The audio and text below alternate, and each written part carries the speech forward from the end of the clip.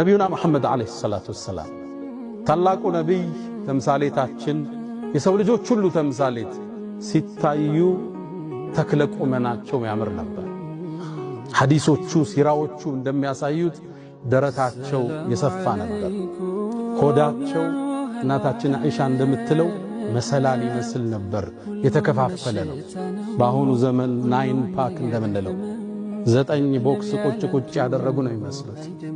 ሲራመዱ አሊ ኢብኑ አቢ ጣሊብ እንዳስተላለፈው ከማ እንደ ትርሚዚ ፈጠን ያሉ ንቃት የሚታይባቸው እይታቸው ትኩረት ያለው ሻርፕ ነበር።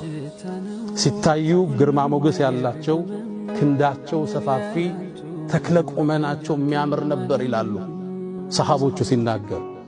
አንዳንዴ ፈጥነው ሲራመዱ ከተራራ ላይ የሚንከባለሉ ይመስሉ ነበር።